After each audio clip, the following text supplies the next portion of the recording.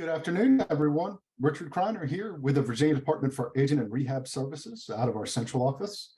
As many of you probably know by now, I'm the program manager and coordinator for our autism services and our customized employment project, which we're going to be talking about today. I'm joined by my two training partners from Griffin Hamlis Associates, Nancy Brooks Lane and Doug Crandall.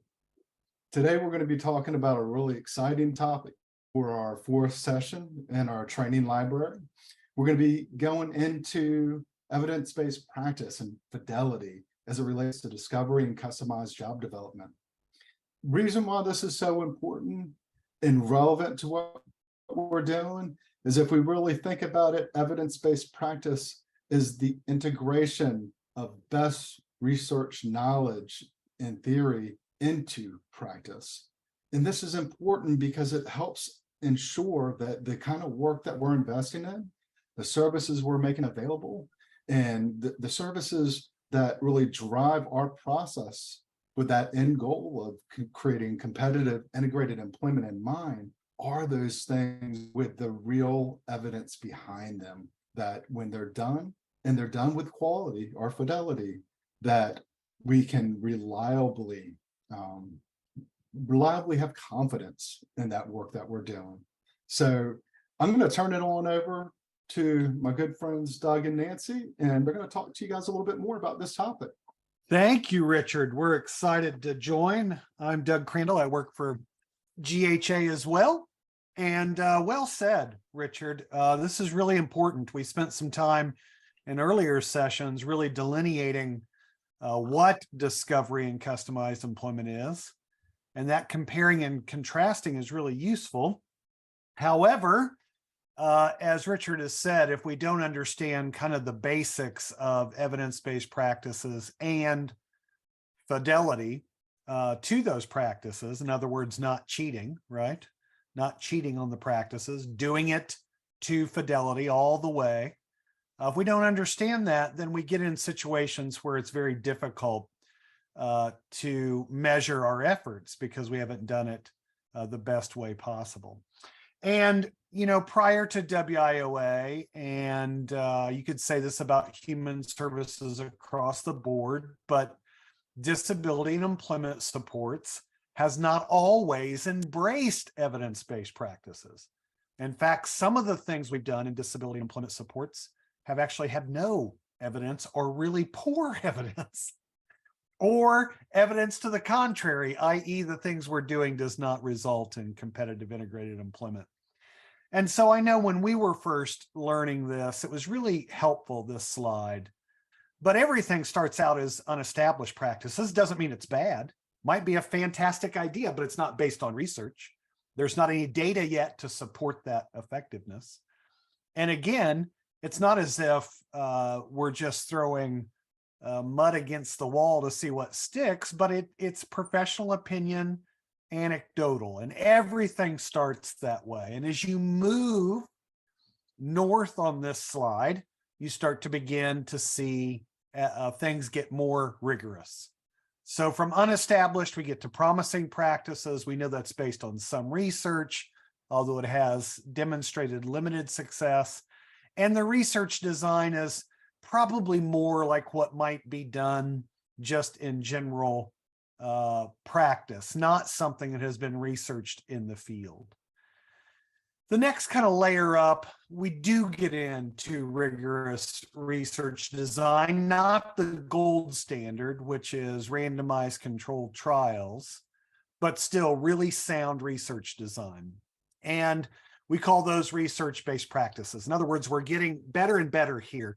And then as we moved into evidence-based practices, not only is it based on rigorous research design, but it does have a review using quality indicators. And so you might see this, as we've seen in customized employment and discovery, published in journals like the Journal of Vocational Rehabilitation and peer-reviewed.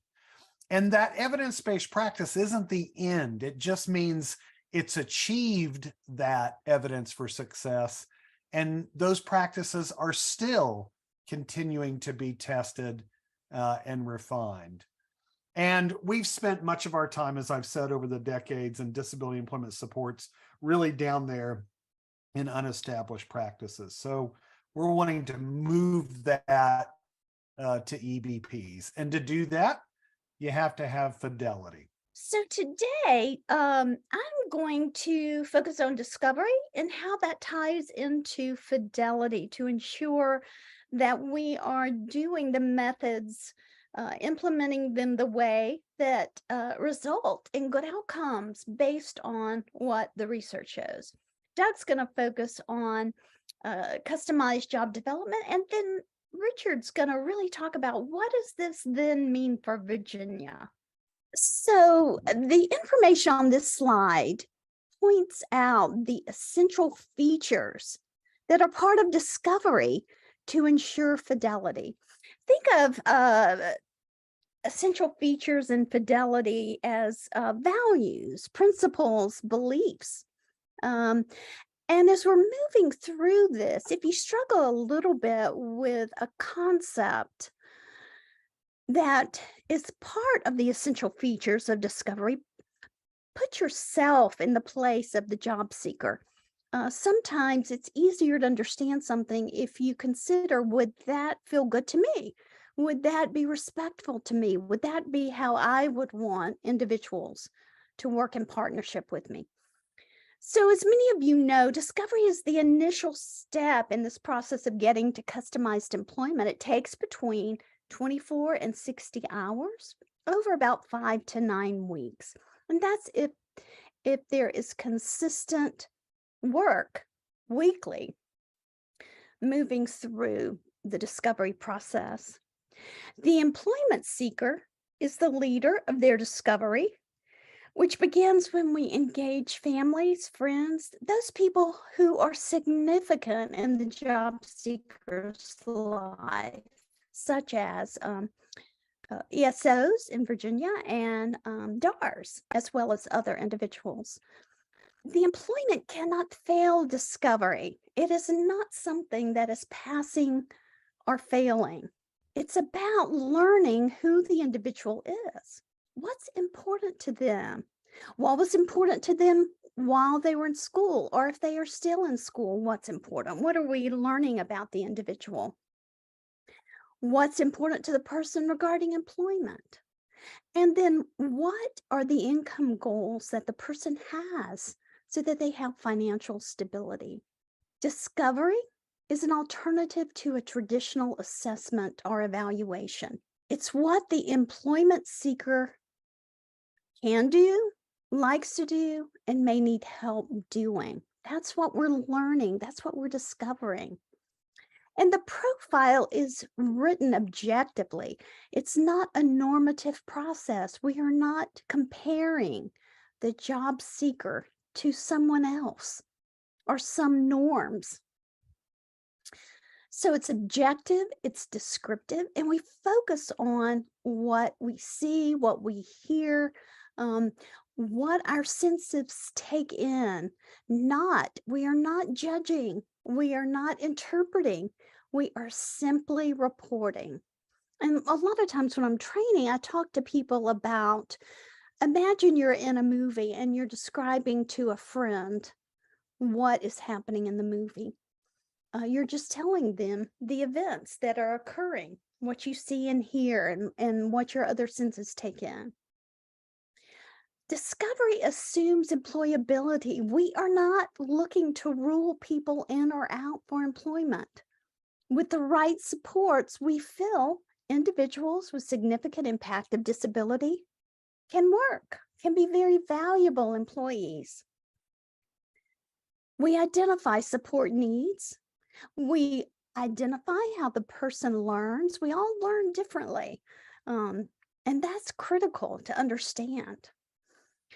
We reveal the person at their best through discovery, and that leads to paid employment working in a job at their best if we've done discovery well. And I want to make really clear, because we'll stress this maybe 3 times during this training, and that is that job development is not a part of discovery. That does not happen until discovery is completed.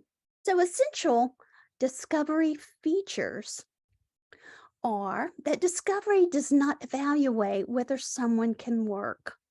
Discovery helps determine how best to support the individual based on who they are and what we learn during discovery so that their employment will be successful.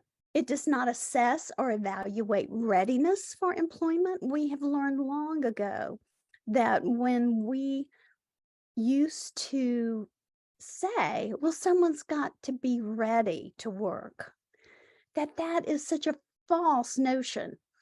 And think in your own life, did you ever get ready to work?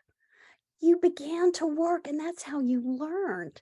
Sometimes you may have lost a job, but you learned through that process, and that is valuable information tied to employment, not some kind of curriculum or notion that we are teaching someone to be ready for employment. That in and of itself sounds ridiculous.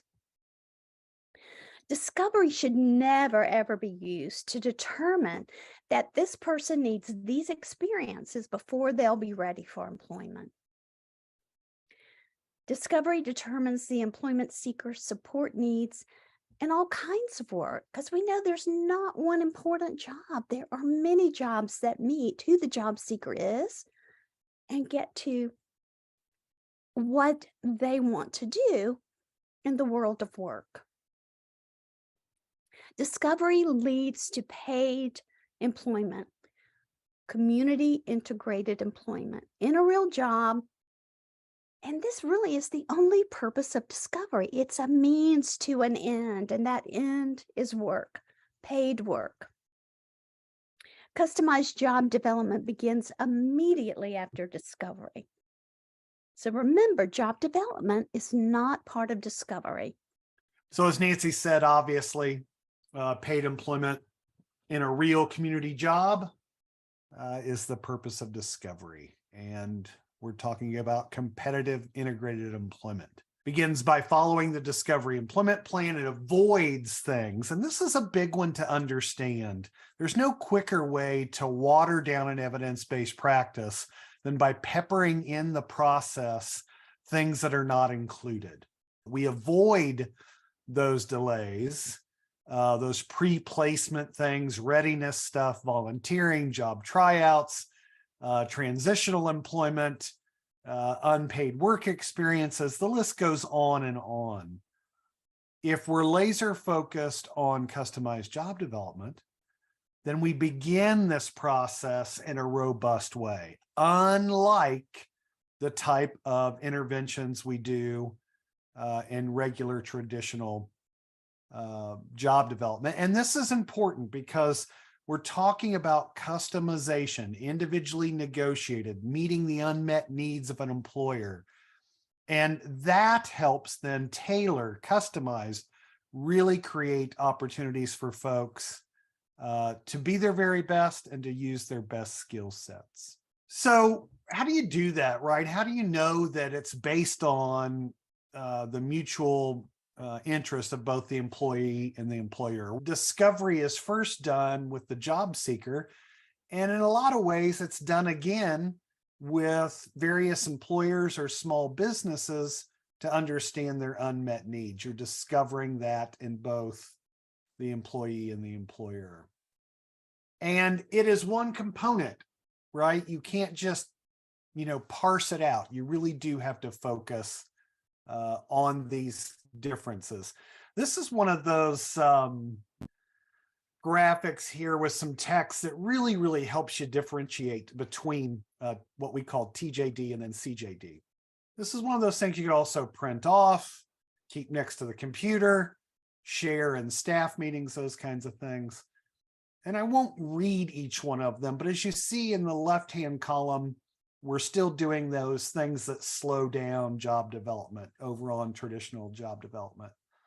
Assessments, work trials, volunteering, all that stuff. And we often rely on relationships we already have. Many of us have worked in supported employment programs where we knew a handful of hiring managers, and that's how we did the job development. we're often approaching employers, if we do approach new ones, we're just seeing if they're willing to hire anybody with a disability to fill a current job opening. We think that if we place someone in a job, that they'll at least have, with some job coaching, an expectation of being successful. The final thing here on traditional job development is that it really views the responsibility of a job coach and paid supports in the entire process of teaching someone their skills. In customized job development, Nancy's already covered, you can't fail it. You can't say you're not ready for it. It assumes you're employer or you're employable. It's the best support, learning, truly learning about the person, because we could do a little of that in traditional job development, but in customized job development, we're oftentimes creating the ideal employment fit. So we really need to know that person well. We're looking at ideal conditions of employment. Some people call this ideal conditions of success. In other words, for every barrier that someone presents, we are looking for a corresponding ideal condition to ameliorate that barrier. We rely heavily in 2 different stages on informational interview approaches to learn more about an industry, a specific employer, the economic life of a community, other employers who do similar work, supply chains where we may not think of jobs that are related to someone's vocational theme. And then we take that information in customized job development and we negotiate in a formal way. That could be an employment proposal in writing or in some type of PowerPoint format.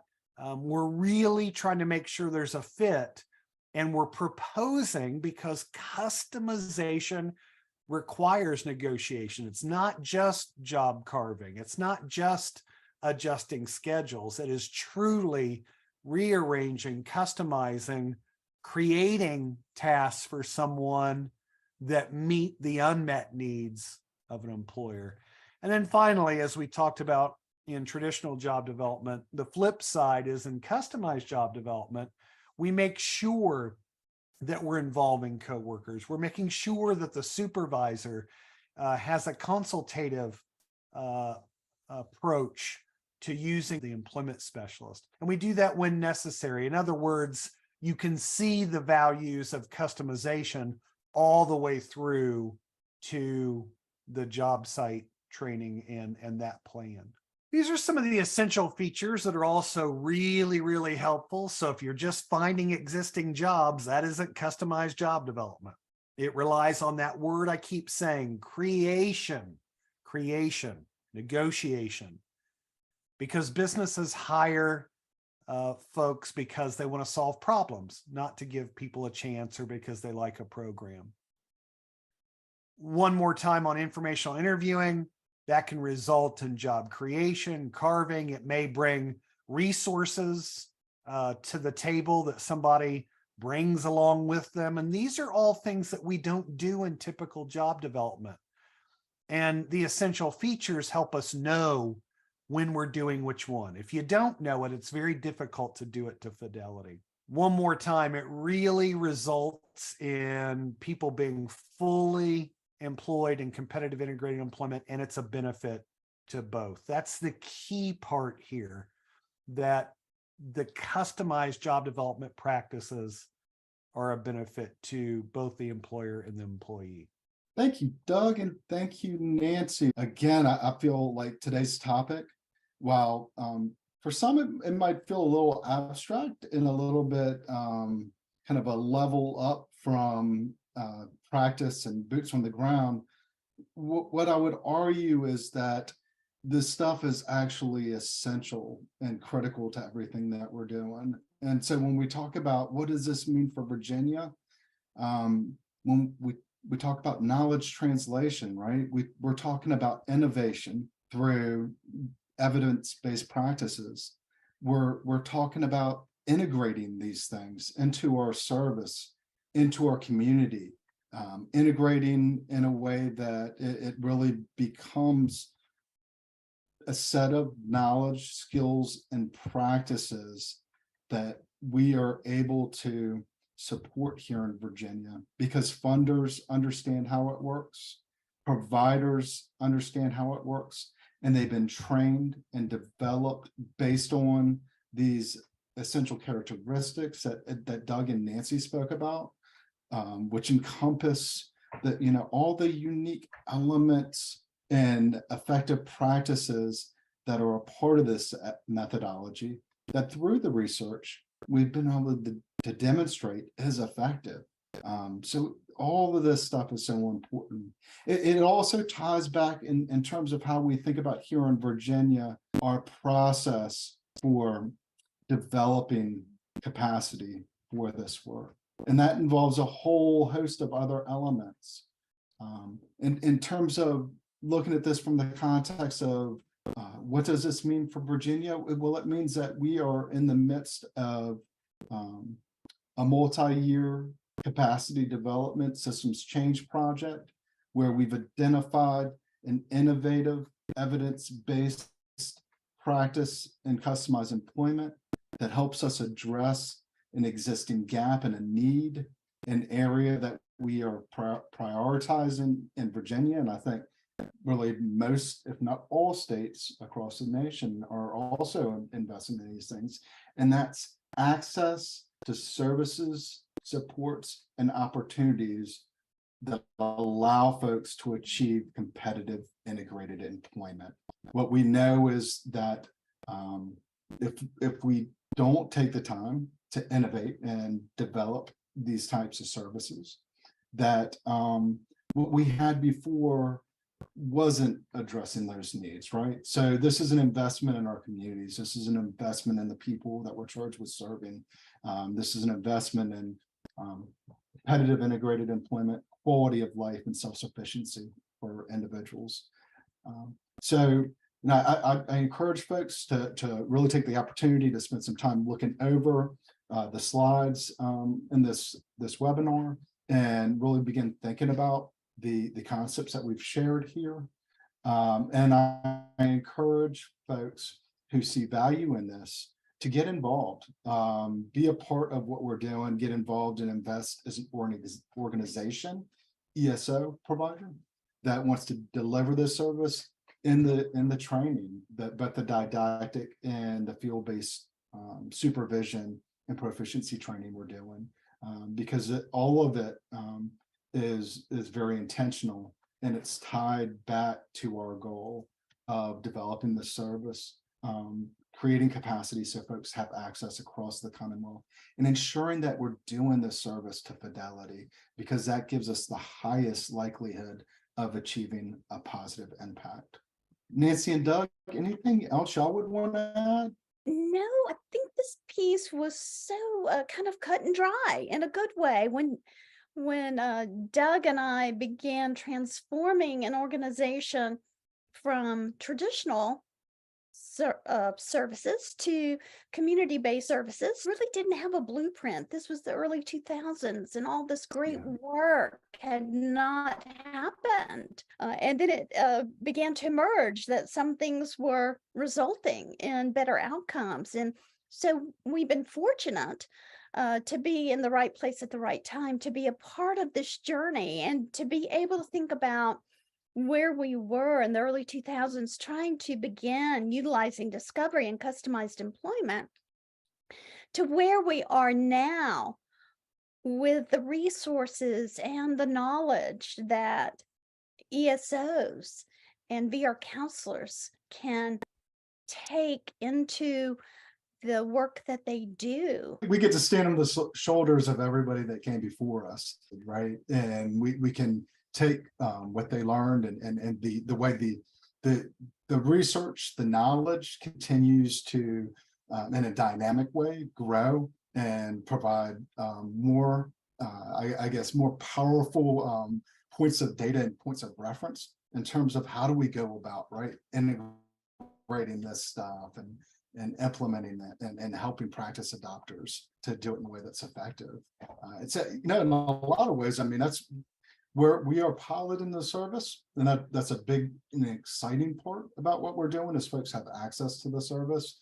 But very much as we're piloting, we're continuing to contribute to that research, right? Because we're tracking what we're doing, we're monitoring what we're doing, we're learning from what we're doing. You know, I hope that at the end of this year, we'll have a pretty clear picture of the field-based proficiency training that we're doing, and can really make a solid commitment and say, hey, this works. And this is the formal training model that we want to make sure is part of our provider development, our expertise development here in Virginia, that we incorporate along with the other fidelity measurement aspects of the project that we're going to be doing. Yes. Well, thank you all for joining us again in this Virginia Brief Training video series.